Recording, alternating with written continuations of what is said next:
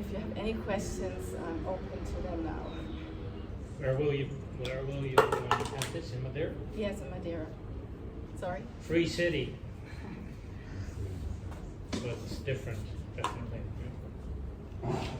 Yes. Is it somehow related to Montessori framework?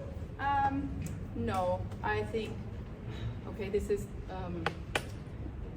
I don't know if it's a productive thing to say, but I think Montessori is a bit of a shit point because they, from what I know, maybe it has changed, but from what I have studied, it's not 100% decentralized and based on freedom because the kids are limited to certain toys and they're limited to the way they use the toys. They're not allowed to do whatever with it, even though they're not even breaking it or damaging it.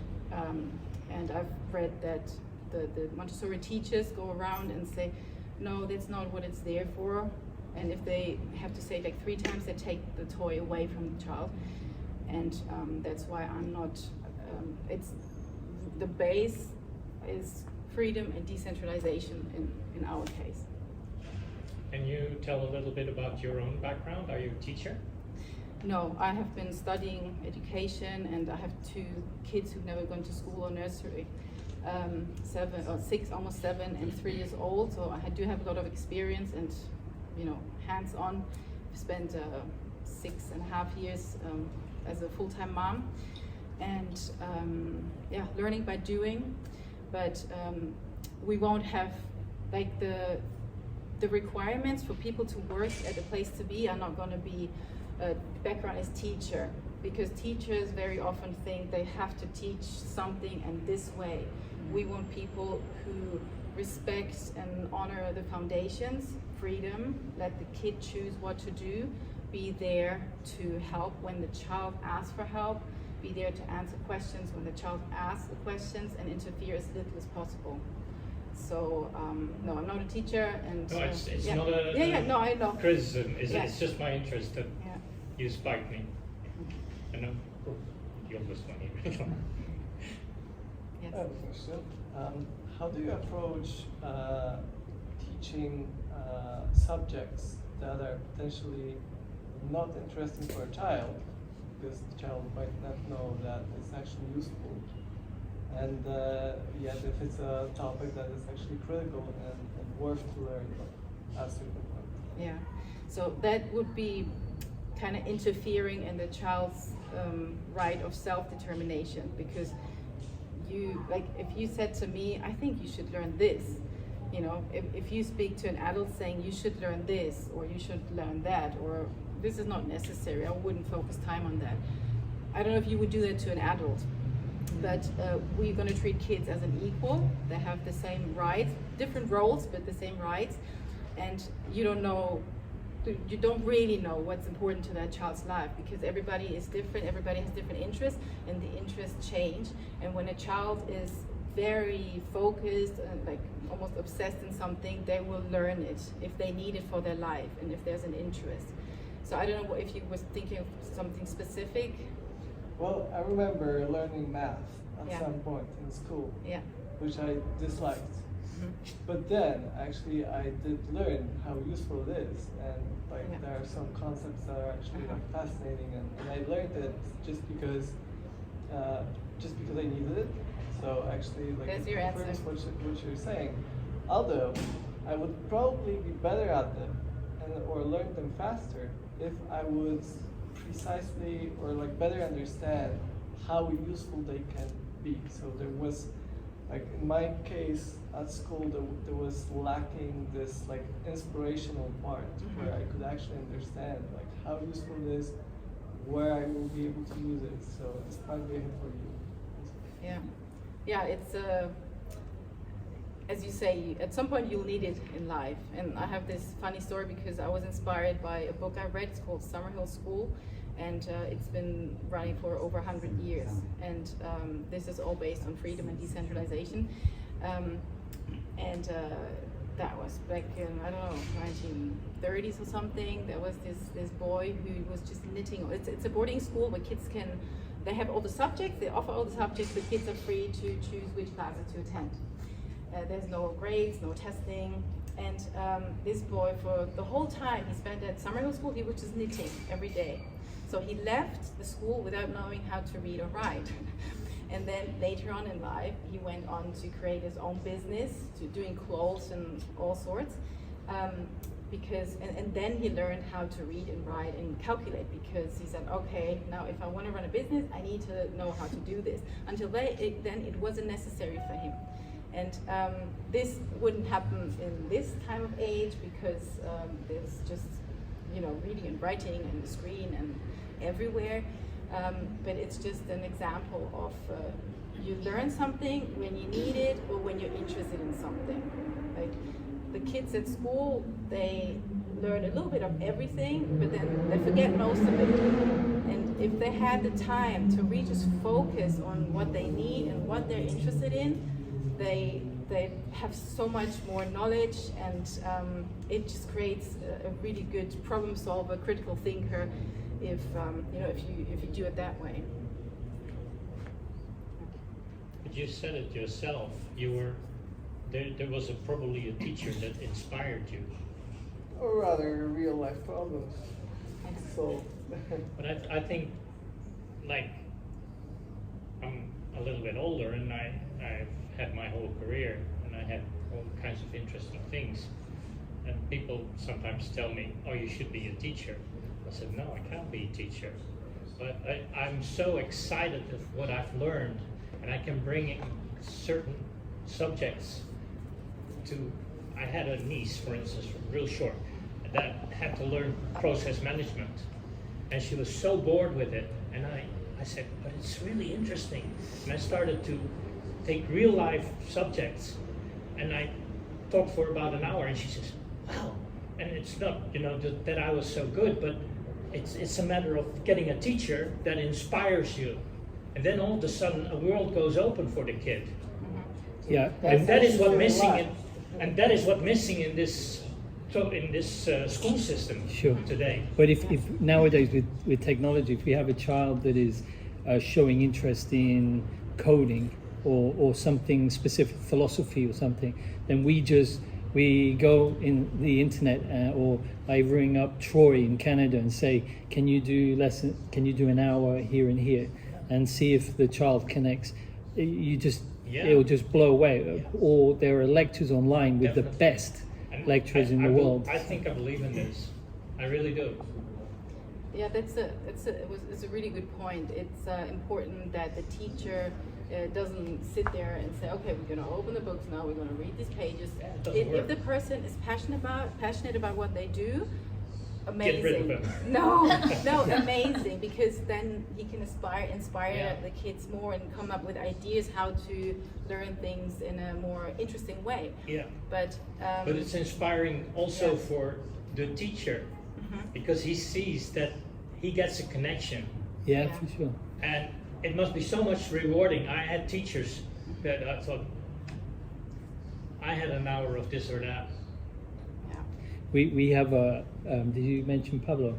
No. Pablo Fernandez gave a talk here. He's a coder for Jack Dorsey, and he's working on the Nostra. He'll be coming here quite a bit of the year with his child, and so children, yeah, just recently, and just being around him, he's just like a furnace, and the children. Having adults that are passionate about what they do, it's important that we have adults that are intermingling with children, and the kids can see and they can look at, like, if I'm working out and the kids see, I'll never tell the kid to work out, but if the kid says, what are you doing? I say, well, come, do you want to join in? But I won't tell the child to work out, because that's the worst thing I can do, especially with my daughters. If I tell them anything, they do the opposite, right?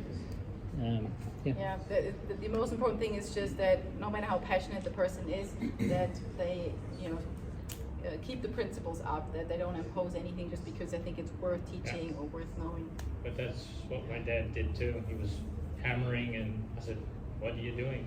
And I go there as a 5-year-old, and he gives me a hammer. Yeah. And he says, "Watch your fingers. You bang it on your thumb, you cry." And he says, "Well, I told you, but that's how you learn." In a later stage, I built my own house. Mm-hmm. Nice. Yeah. You get inspired, and do it. And nothing is rocket science. Yeah. Not Except, even rocket science. exactly. Well, Or cheese maybe making, some. Chris. And do you have a concept how to deal with digitization and social media and all the digital devices? This is something I have a challenge with my kids, because I don't want to tell them don't do it and don't use it, because it's important to know how to use it. But on the other hand, it's so manipulative, and they will be just staring at their phones. Yeah, I mean, I suppose it's okay to set some boundaries and a little bit of limit, because I can see the same. Like, if I just say as much as you watch as much as you want, she watches as much as you want, which is all day, every day. And I know the importance of free play, because that's when children learn. Play equals learning, and playing on a screen is not free play. It's all structured and limited, and there's no imagination. Not the same problem solving as if you have to figure something out in real life. So we'll have computers there, but not with video games. We'll have the children will be able to access the computers when they need it to do a project. I don't know, they want to video edit, they want to code, they want to do something like productive with it, and then in the afternoon when they're home they can do whatever they want. But we won't have social media on the computers. And I mean, you're probably asking for you at home with your family. I suppose when your kid is in an environment like this, with other kids, then the kid will be pulled outside. We want the kids to be in nature because we know the importance of it. And I think they will naturally just choose playing with kids, or playing outside, or building something, or maybe even joining in class, instead of just sitting there binge watching something. Like at Summerhill School, I talked to the grandson of the person who founded the school. He's my consultant actually. And he said they do have a rule that it's screen time for whatever, playing after 4 p.m. But they come together as a community. Everyone who lives in that school, the adults and the kids, they come together once a week, and they come up with the rules for their community. So it's not the teacher or the manager saying, okay, from now on, no more screen time, or just this time. The kids came up with this rule: after 4 p.m., no screen time from 5 a.m. until 4 p.m. And it keeps changing. Like, the kids come up with, okay, we're gonna ban the reels, just flicking mindlessly. They banned it, and the kids came up with that. So if you trust your children a bit, it's Rob said, the more you say no, the more they want to do it. And they can learn how to self-regulate. It takes time and it drives you nuts, like me. But if you give the children the freedom and the trust, it's like learning. Like my mother, she thinks my children will never learn how to read and write because I'm not sending them to school. But if you trust children to go their own way, they will find their way, and they will learn everything they need for their lives and how to deal with the screens. And I think it's a good thing to let children know about the dangers of it, just like I explained to Lima, how to light the fire in the kitchen, like to cook, how to do something that could be potentially very dangerous. In those cases in her life, I have explained beforehand, if it's like, I have never said, careful, you're gonna fall, or careful, you're gonna... I have. Careful, you're gonna, I don't know, hurt yourself. No. Because that being hurt is a much bigger lesson than me saying careful, careful, careful, careful all day long, because there are so many dangers everywhere. And I get a bit off track, but Gary they are- Vaynerchuk was asked the same question, and he said there's two ways. One, you ban it, which is impossible with the kids.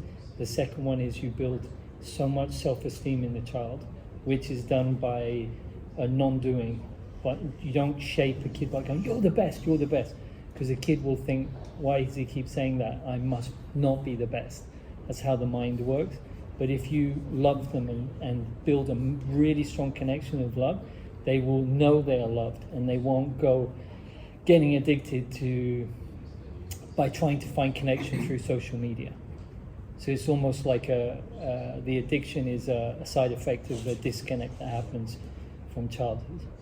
I have to smile a bit because my eldest daughter, she turned 16, and she had restricted screen time, and her mom actually was working at the Camphill, a summer hill school in Scotland. Oh, cool.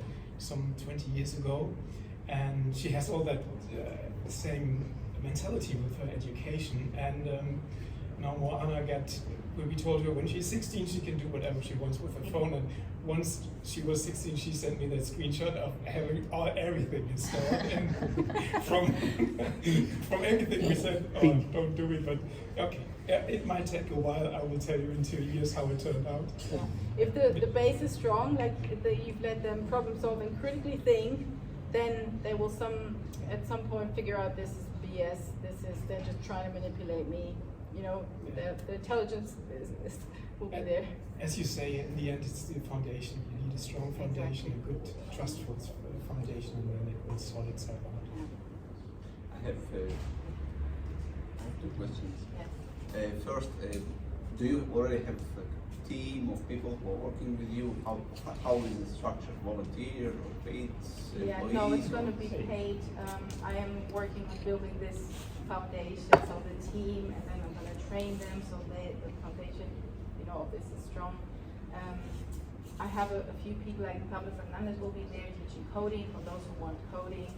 Another person, Mohammed, he's going to move here end of the year. His family is going to be teaching robotics and AI.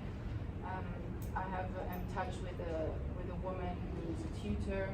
She seems like a really good fit, and another person is coming over who also worked for Summerhill or like is connected to them.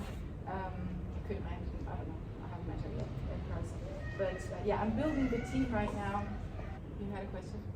So the central theme of the presentation was freedom, but I was wondering how about responsibility should be connected with freedom, if you have any thoughts on approaches to teach children responsibility and related to discipline. Because Sorry, related to what?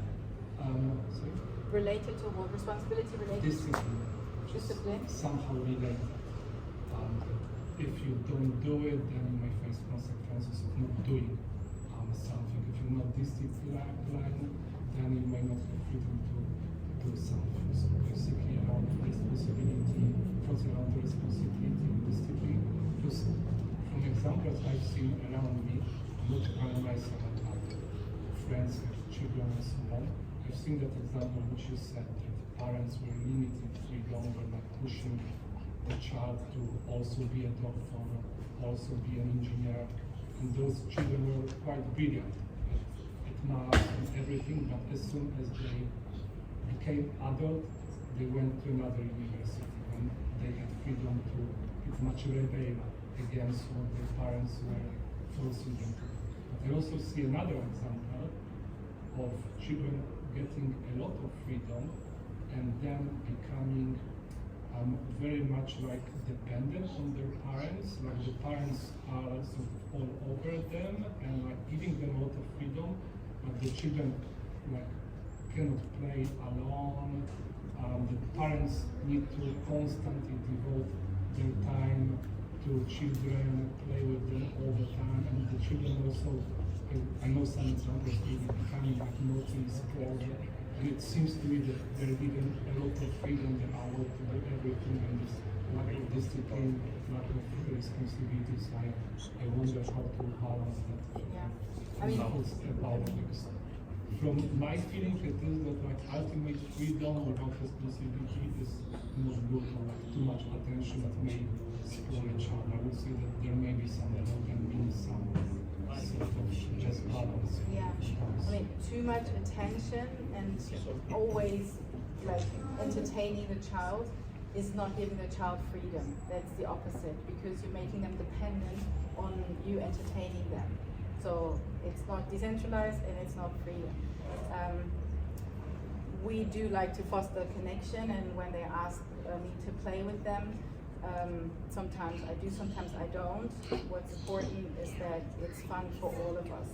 Like if they say, play Barbies with me, I'm gonna say no, we play something that I also enjoy doing. It's like board games or volleyball or tennis or something. and they respect that. They say, okay, then not Barbies, let's do this or that. So, and then being all over them is also not giving them freedom. Like it's being present, and also present, like emotionally and like emotionally available. Because sometimes people are there, but then on their phone or just thinking or worrying. That's not the same as just being present.